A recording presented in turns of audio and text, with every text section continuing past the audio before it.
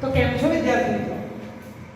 ધોરણ 12 માં આપણે જે ચેપ્ટરની વાત કરી રહ્યા છે ચેપ્ટર નંબર 7 ઉદ્વિકાસ. આ ઉદ્વિકાસના ચેપ્ટરની આપણે વાત કરીએ તો એમાં આપણો જે ટોપિક છે ઉદ્વિકાસનો સંક્ષિપ્ત અહેવાલ. અત્યાર સુધીની જે અલગ અલગ પ્રકારની માહિતી મેળવી આપણે જનીન વિશે, હાર્ડી-વિનબર્ગ વિશે, વિકૃતિ વિશે, બ્રહ્માંડ વિશે, પૃથ્વી વિશે, આ બધાનું છેલ્લે તારણ શું? આપણને છેલ્લે આ બધી જ વસ્તુઓ કહેવા શું માંગે છે કે કઈ રીતે જાતિ નિર્માણ થયું, જાતિ નિર્માણ માટે ભિન્નતાનો રોલ શું, ઉદ્વિકાસમાં વિકૃતિનું મહત્વ શું, ટૂંકમાં સજીવ પૃથ્વી પર કઈ રીતે આવ્યો. આ સજીવ પૃથ્વી પર કઈ રીતે આવ્યો એ વાતની ચર્ચા કરવા માટે આપણે જે ટોપિક ચાલુ કર્યો છે ઉદ્વિકાસનો સંક્ષિપ્ત અહેવાલ. વિદ્યાર્થી મિત્રો, ઉદ્વિકાસના સંક્ષિપ્ત અહેવાલમાં એવું કહે છે કે લગભગ 2000 મિલિયન વર્ષ પહેલા પૃથ્વી ઉપર અકોષીય સજીવ આવેલા જે કાર્બનિક અણુઓમાંથી બન્યા હતા. આ અકોષીય સજીવો જોડાયા, મહાઅણુઓમાંથી એ બન્યા અને એમાંથી કોષો બન્યા અને કોષોમાં થોડાક ઓક્સિજન મુક્ત કરતા હતા જે પ્રકાશ સંશ્લેષણની પ્રકાશ પ્રક્રિયામાંથી પસાર થઈ એમાંથી થ્રુ આઉટ એક કોષીય અને બહુકોષીય સજીવ બન્યા. પછી ધીરે ધીરે 500 મિલિયન વર્ષ આજુબાજુ આગળ વધ્યા એટલે અપૃષ્ઠવંશી આયા. પછી 340 કે 50 મિલિયન વર્ષ આજુબાજુ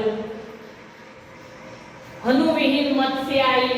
પછી 320 સમથિંગ માં સમુદ્ર શેવાળ અને અલગ અલગ વનસ્પતિ. એના ઉપરથી આપણે સ્ટેટમેન્ટ એવું આપ્યું કે ભાઈ જ્યારે પ્રાણીઓ આયા ને પૃથ્વી ઉપર ત્યારે વનસ્પતિ તો ઓલરેડી હાજર જ હતી, કારણ કે જેટલા પણ અગાઉ પ્રાણીઓનું નિર્માણ થયું છે એ બધું પાણીમાં જ થયું. એટલે પ્રથમ તો ત્યાં વનસ્પતિ જ આવી હતી. કેટલીક આપણે વાત કરી માછલીઓ એવી હતી ભારે અને મજબૂત મીટપક્ષવાળી કે જે જમીનમાંથી પાણીમાં પાછી ન જઈ શકી. એટલે એના માટે એક એક્ઝામ્પલ ભણ્યા દક્ષિણ આફ્રિકાનું સીલાખાન, લોબફિન્ચ.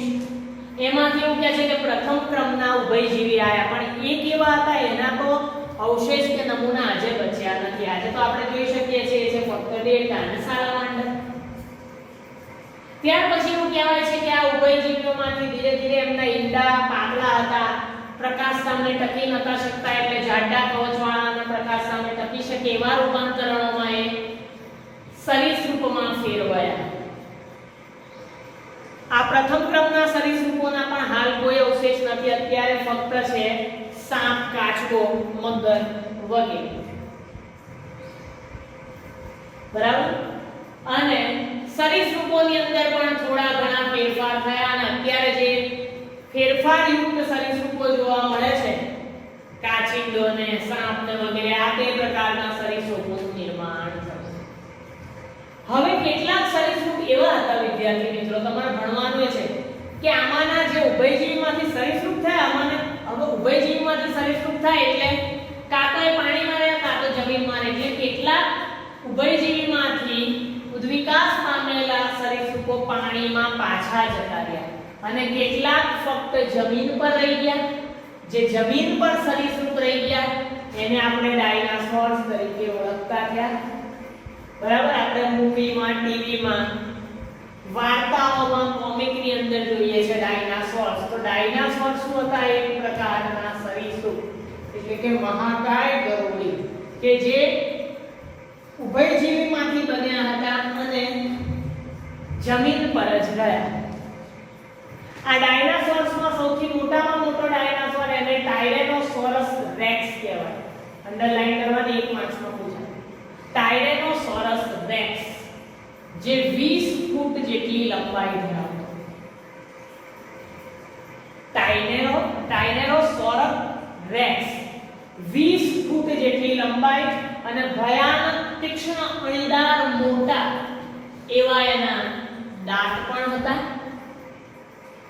આ ડાયનાસોરનો સમયગાળો આજથી 65 મિલિયન વર્ષ એટલે કે 650 લાખ વર્ષ પહેલાનો માનવામાં આવે છે.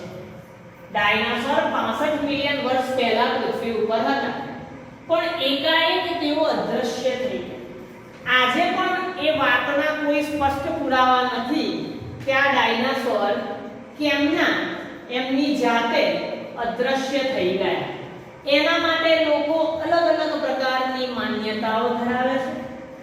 કેટલાકનું માનવું એવું છે કે આ ડાયનાસોર પર્યાવરણમાં કે વાતાવરણમાં આબોહવામાં એટલા મોટા ફેરફાર થયા કે એની સામે અનુકૂલન સાધી શક્યા નહીં, એટલે તેઓ માર્યા ગયા.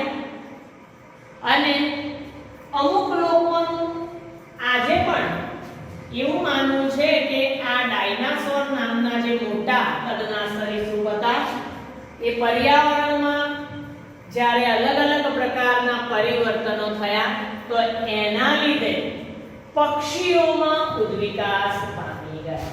એટલે સરીસૃપમાંથી પક્ષીમાં ઉદ્વિકાસ પામ્યા. કેટલાક આમાંના પુરાવા સાચા પણ છે.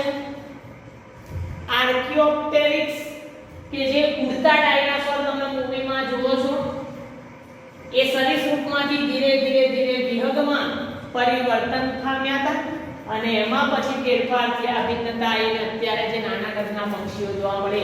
એટલે આ ધારણા કે આ માન્યતા તો વિદ્યાર્થી મિત્રો સાચી જ છે કે થોડાક તો સરીસૃપમાં કે જે આ ડાયનાસોર હતા એમાંથી વિહંગ અથવા પક્ષીમાં પણ ઉદ્વિકાસ પામ્યા.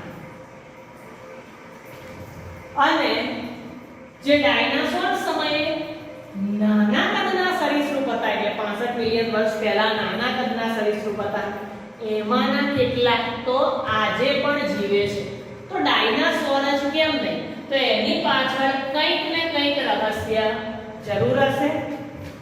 હાલ આપણે એવું માનીને ચાલી શકીએ કે એમાંના કેટલાક પક્ષીઓની અંદર રૂપાંતર થઈ ગયા હશે, બદલાતા જતા વાતાવરણની સાથે અનુકૂલિત થવા. ત્યાર પછી વિદ્યાર્થી મિત્રો એવું માનવામાં આવે છે કે પૃથ્વી પરના સૌથી પહેલા સસ્તન છછુંદર હતા. એમસીક્યુમાં પૂછાયેલું પૃથ્વી પરના સૌથી પહેલા સસ્તન પ્રાણી છછુંદર હતા. અને એવું એટલે માનવામાં આવે છે કારણ કે એના અશ્મિઓ મળ્યા છે જે ખૂબ જ નાના કદના હતા, એટલે એવું માને છે કે પહેલા જે સસ્તન પ્રાણી હતા એ છછુંદર જેવા એકદમ નાના કદના હતા. કારણ કે આપણને એની છાપ મળી છે, એના અસ્થિઓ મળ્યા છે, અશ્મિઓ મળ્યા છે, એટલા માટે એવું અનુમાન લગાવવામાં આવે છે કે સૌથી પહેલા જે સસ્તન પ્રાણીઓ છે એ છછુંદર જેટલા નાના કદના છે. આ સસ્તન અપત્ય પ્રસૂતિ હતા એટલે કે ઈંડા મૂકતા નહોતા, પણ પોતાના જેવા જ બાળ પ્રાણીને જન્મ આપતા હતા. બીજું કે આ બાળ પ્રાણી જ્યારે જન્મ ન લીધો હોય ત્યારે તે માતાના શરીરની અંદર સુરક્ષિત રાખતા હતા. આ સસ્તનના અનુકૂલન હતા જે બીજા પ્રાણીમાં જોવા મળતા નહોતા કે એમના બાળક જ્યાં સુધી જન્મ ન લે ત્યાં સુધી માતા સસ્તનના શરીરની અંદર જ રહે, ત્યાં જ પોષણ મેળવે, ત્યાં જ વિકાસ પામે. બીજું, આ સસ્તન એ સંવેદનશીલ હતા. કોઈ પણ વસ્તુની સંવેદના ઝડપથી ગ્રહણ કરી શકતા હતા. ભયની, ખોરાકની, શિકારની, કોઈ પણ વસ્તુ સાંભળવાની, બોલવાની એવી સંવેદના ઝડપથી ગ્રહણ કરી શકતા હતા. અને ભય સામે, આફત સામે રક્ષણ મેળવવાની બાબતમાં ખૂબ જ બુદ્ધિશાળી હતા. બહુ પહેલાના સસ્તન, માણસની વાત નથી. માણસ ક્યાં એટલો બુદ્ધિશાળી અત્યાર નથી, તો 50 મિલિયન વર્ષ પહેલા તો વાત જ છોડ દો.